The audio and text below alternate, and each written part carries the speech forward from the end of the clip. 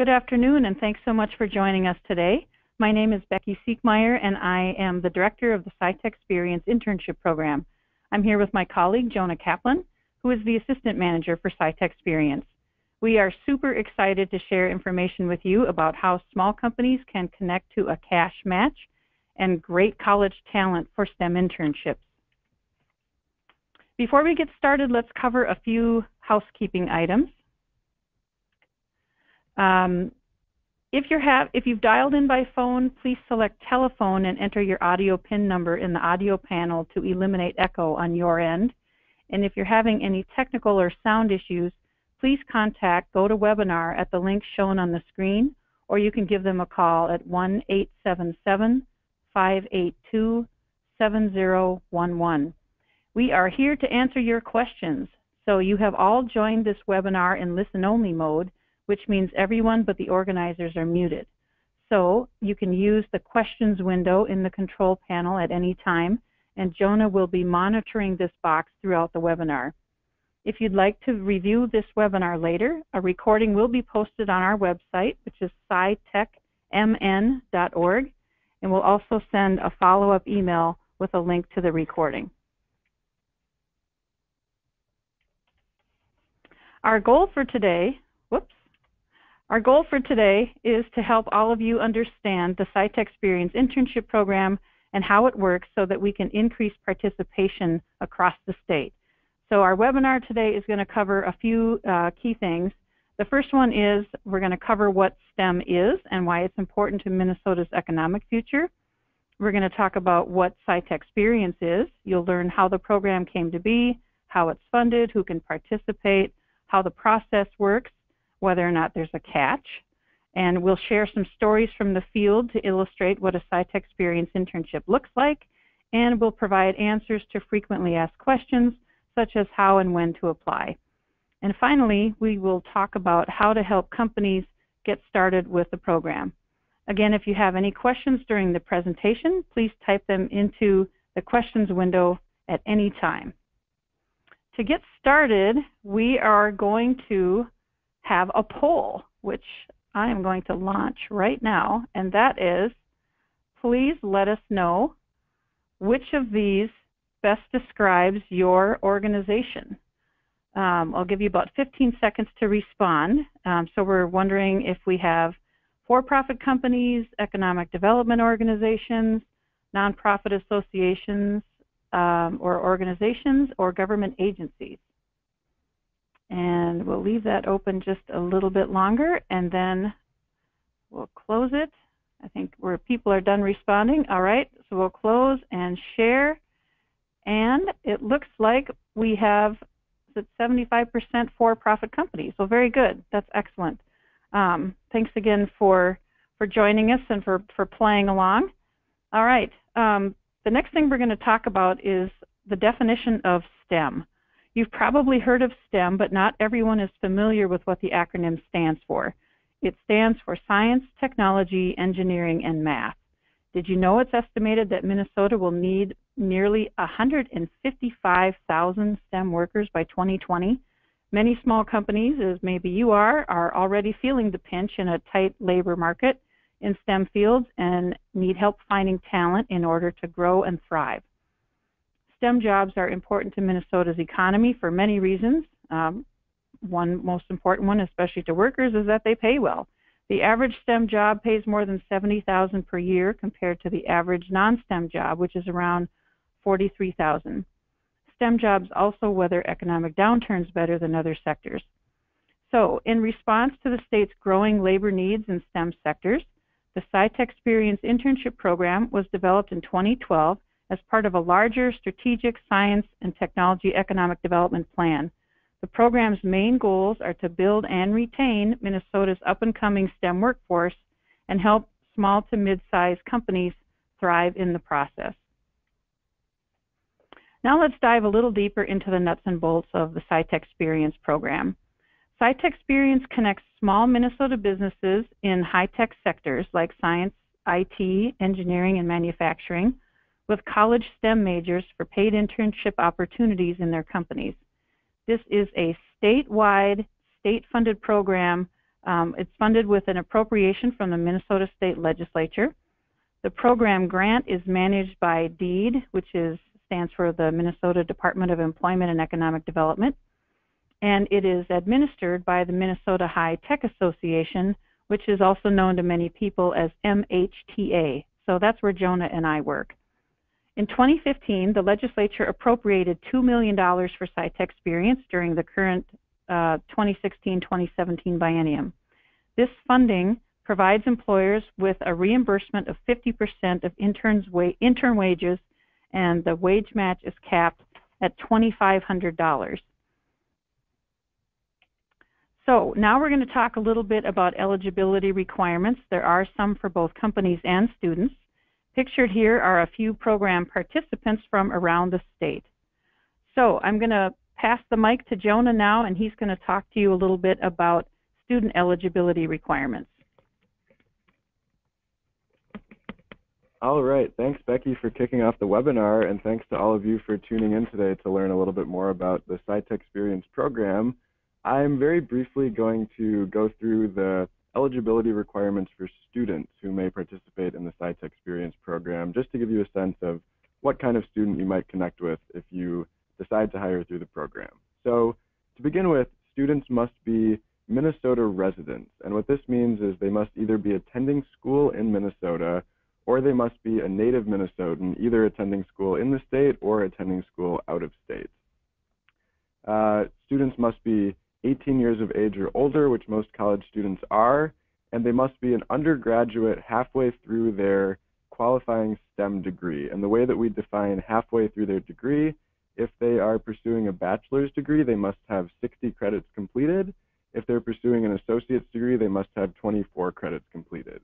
We also require that students have a minimum GPA of at least 2.5, and unfortunately, at this time, we're not able to include graduate students or students who've already graduated in the program, but the undergraduate students in our program are extremely talented, and I think you'll find them very well qualified for your positions. The last thing I'll mention quickly is that international students are welcome to participate in the program so long as they are legally eligible to work in the U.S. off campus and they've arranged for their CPT and OPT work authorization. Now, I'm going to really briefly cover the second really major benefit that SciTechsperience offers. So Becky's already mentioned the matching wage reimbursement, and that's a really favorite part of the program for a lot of employers. The other place where SciTechsperience can be really helpful is in relieving the recruiting burden from your small company. So many of the companies we work with may not have an HR staff and don't have the time to be out and about recruiting students and developing relationships with college campuses. So during the school year, that's what I'm doing 90% of my time. I'm out at career fairs, I'm doing info sessions on campuses, and really connecting with college career centers and developing relationships with the college students that enroll in our program. We also have postings on college job boards all across the state, and we work with the U of M, the various U of M campuses around the state, four-year MINSCU schools, two-year schools, as well as the private colleges all across the state of Minnesota. Last year, we had over 1,100 students who were approved and in our SciTechsperience pool. This year, we are ahead of that pace, where we're currently on track to have more than 1,400 applicants for this program year, and we hope that you will take advantage and hire one of these bright, young, talented STEM students. So I'm going to pass the mic back to Becky, and I'll be, again, monitoring questions, so if anything comes up, please feel free to chime in, and I'll be happy to answer. Great. Thanks, Jonah. All right. So now we're going to take a look at the eligibility requirements for companies. We're looking for small for-profit companies doing business in Minnesota, and we define small based on the number of employees that a company has. In the 7-county metro area, companies must have 150 employees or fewer, and that's worldwide. Greater Minnesota companies can have up to 250 employees or fewer worldwide. So it's not just the number of employees a company has in Minnesota, it's their total worldwide count. Companies must offer a STEM internship that provides hands-on industry experience. So we are looking for internships that offer insightful, practical, firsthand, hands-on training that, when leveraged with a student's college education, is going to help them achieve full-time employment in their field of study. These internships should include things like analysis and problem solving, product development, design, testing, implementation, research, and field or laboratory work. So positions that primarily involve things like administrative tasks, marketing, sales, purchasing, or pure production and assembly are not going to be a good fit for the program. As I mentioned earlier, this is a statewide program, and the map that you see here, every dot represents a city where we had at least one internship last year. So we've had internships in more than 70 cities across the state since the program began in 2012, and we would love to add more. All right, so let's take a look at the types of industries that are included in the program. This is a list of the 7 targeted areas. The highest number of internships over the past few years has been in manufacturing, biotech and life sciences, IT, and engineering sectors, but we'd love to see increased participation across all sectors. I also want to add that we will consider internships in other industries as well if the company can provide a STEM internship and they are able to provide a suitable mentor for the student. So for example, we had an architectural firm in St. Paul that was small enough to participate in the program, but they were large enough to have their own in-house tech support department. So because they were offering a solid IT internship and had someone to mentor the student, we were able to approve that position. Does anyone have any questions about eligibility requirements for companies or students? If so, please type them into the question box and we'll respond to those as we're going along. All right. Let's talk a little bit about the process for participating in SciTechsperience. The most important thing for you to know is that it's easy. It really is. This is how it works. First of all, someone from your company would register him or herself and the company on our website, which again is scitechmn.org. Second, the company posts an internship position on the site, and once the posting is up, you can search the pool of candidates. There are already close to 800 pre-approved students in the pool, and if you find a student outside the pool that qualifies for the program, the student can apply to SciTechsperience and become part of the pool. We advertise new positions to students and encourage them to reach out directly to employers because all of the contact information is in the job description. So in other words, there's two-way communication between students and employers. Next, the company decides who to interview and makes the hiring decision. In other words, we do not tell you who to hire. That is totally in your court. Once the hiring decision is made, the employer lets me know who they've hired and I secure a matching grant for that internship. Please keep in mind that matching grants are available on a first-come, first-hire basis. Finally, when the internship is complete or you have reached $5,000 in gross wages paid to the student, whichever comes first, you submit a simple one-page form and a payroll summary and timesheets to SciTechsperience. At that point, MHTA will send you a check for 50% of what you've paid in intern wages up to $2,500. This all sounds great, right? Registration is easy. We have hundreds of pre-screened applicants to choose from. You can even add candidates to the pool. You decide who to hire, and you find a talented student to boost your company's productivity and bring in fresh perspectives. We send you a check to cover 50% of the student's wages up to $2,500. But let's be honest, you weren't born yesterday. This all sounds too good to be true, right? So there must be a catch. Maybe something in the fine print, a ton of paperwork to get the reimbursement, something along those lines? Nope, there is no catch. There are no fees for employers or students, and the reimbursement process really is that simple. Okay, let's talk about a few frequently asked questions that people have. First off, if an employer finds an intern candidate outside of the SciTechsperience pool, they can have the student register for the program and hire them as long as a student meets program eligibility requirements. One thing that we can't do is retroactive matches. In other words, if you've already hired a student prior to finding out about SciTechsperience, we won't be able to provide a matching grant for that position. If you've hired a student through SciTechsperience and you want to bring that student back for more than one internship and get a matching grant a second time, as long as the second internship is in a different program year than the first one and the student has had at least an 8-week break in service since the end of the first internship, that is something that is possible. Students can only have one internship per program year through SciTechsperience. The program year runs from September 1st to August 31st. Again, employers choose who to interview and who to hire, and each company can hire up to 5 students in a program year. And you can get the matching grant for all 5 of them, and we do have a few companies that make use of that. Again, matching grants are available on a first-come, first-hire basis while supplies last. Most internships typically happen in the summer, and matching grants are usually taken by mid to late May each year. So this really is a perfect time to register your company and post a position. Okay, so what questions do you have about what we've covered so far? Nothing? Okay.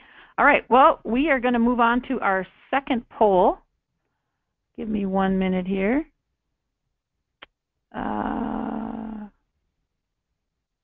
Okay.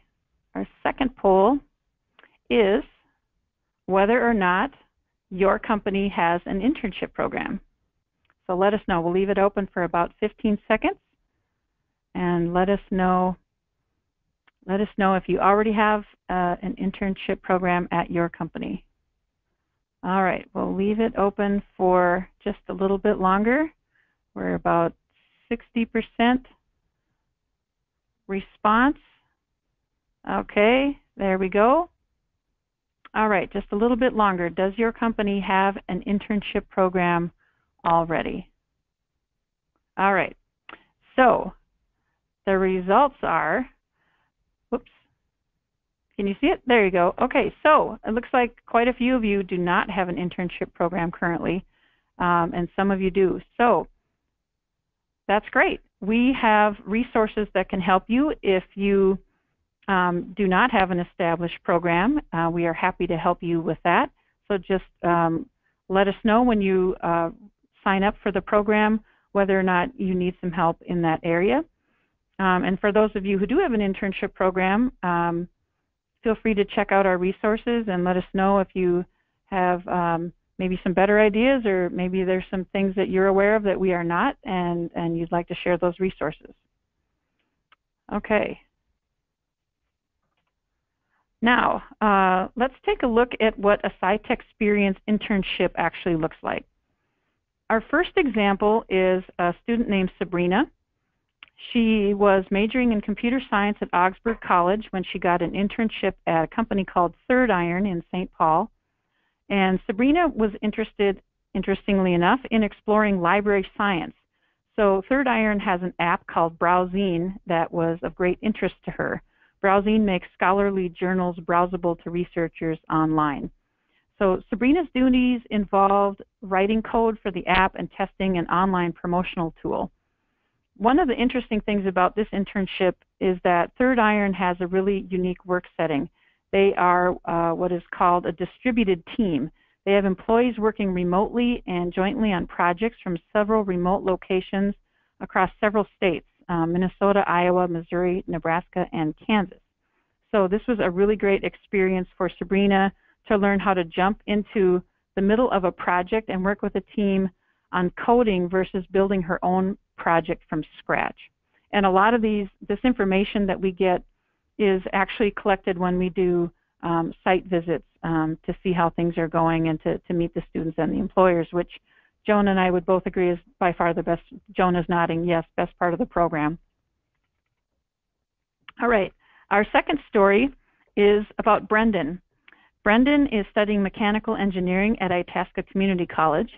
He is from Bemidji, and he worked at a company called La Valley Industries, also in Bemidji.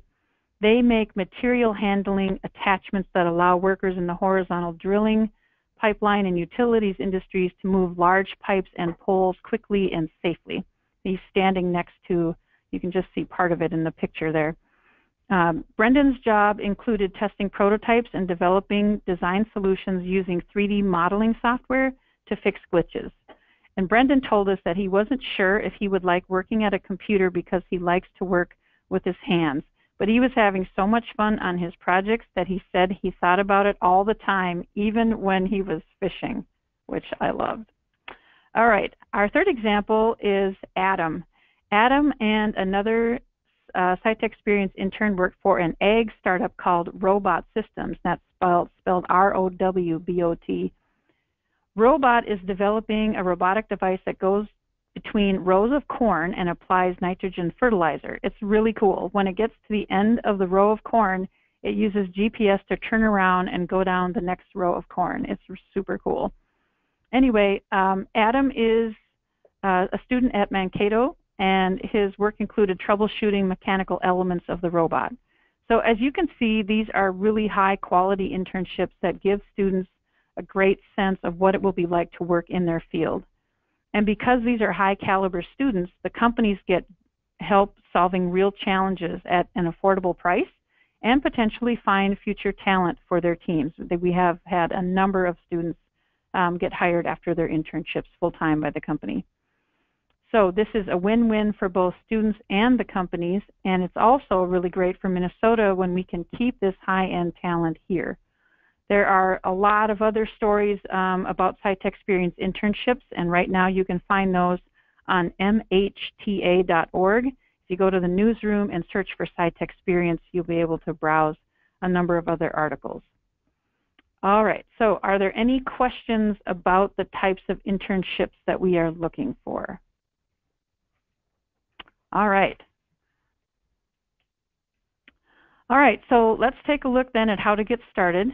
You would go to our website, scitechmn.org. That's scitechmn.org. On the home page, you click on the button that says Company Enrollment Form, and there are 3 simple steps to registration. In step 1, you register yourself, where you're basically creating a username and password and putting in your contact information. In step 2, you register your company. You will need your EIN or tax ID number, your address and phone, website, basic information, and be sure to complete steps 1 and 2 together. Once the first 2 steps are complete, you can either move on to step 3 and post an internship, or you can come back and do that later. We're happy to work with you on your job description if you need help with that. So let us know if we can be of assistance there as well. Do you have any questions about registering your company or posting an internship? Anyone? Okay. All right. So let's talk a little bit about the wage match. We have 270 matching grants available for 2017. At this time, there are 199 grants remaining. And again, the grants are available on a first-come, first-hire basis. And every year, no matter how much funding we have, the funding is fully allocated by mid to late May. As I mentioned, we've already got a lot of students registered with the program, and more are applying every day. So, as I mentioned, you can also refer students to the program and have them become part of the pool.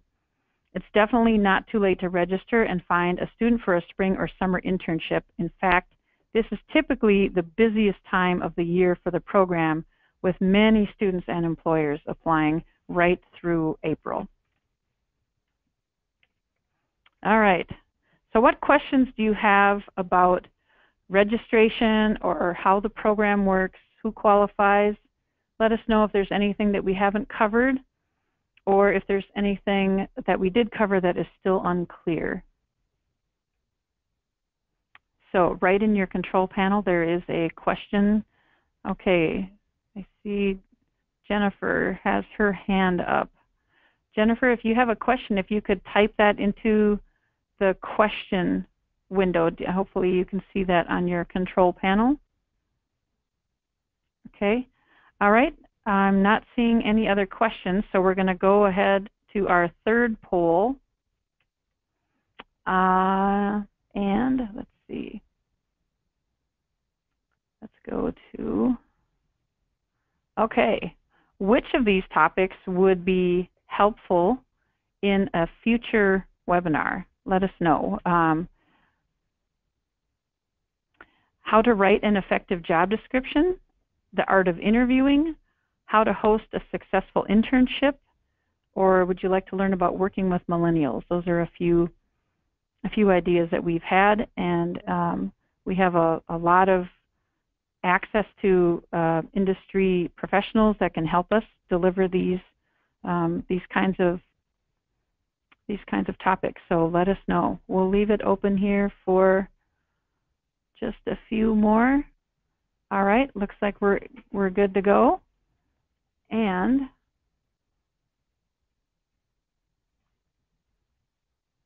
all right, can you see the results? Yeah, here we go. So 40% writing an effective job description, the art of interviewing. Everybody would like to talk about hosting a successful internship, so that's awesome. And yeah, that's great. Thanks. This is very helpful for us to see that. All right. Any other questions that people have about the program? Looks like we have a question here, Jonah. Can you see that? Okay. Okay. For some reason, I need to expand. Okay. Does the student have to work directly for the small company? We subcontract our lab work through a U of M external sales contract. Could University of Minnesota hire the student on our behalf? Actually, we would not be able to do that because the University of Minnesota would be they would end up being the employer of record, and they would not qualify for two reasons. One is they're not a for-profit company, and the second is they would have too many employees even if they were. So they would need to be hired directly by the small company. Good question. We should probably talk though, Jennifer. Why don't you send me an email or give me a call, and we can talk through your situation. All right. Anybody else have a question? All right. We'll wait just another minute or so here. Okay. Are you seeing anything else, Jonah? No. Okay. All right. Well, very good. Whoops. There we go. Okay. Well, thanks so much, everybody, for joining us today. This completes the formal part of the presentation. Please be sure to share this opportunity with colleagues and industry associations in your area. We've uploaded a flyer as a handout, which you should be able to access from your control panel. If you can't see it or can't access it, please feel free to send me an email, and I can send it to you. It's also available on our website, scitechmn.org, and it will provide good general information about the program. Again, if you'd like help crafting communication about SciTechsperience to send out to others, let us know. We'd be happy to help. And we'll send out a link to this presentation to those who registered for the webinar online. You may also request the link from me via phone or email.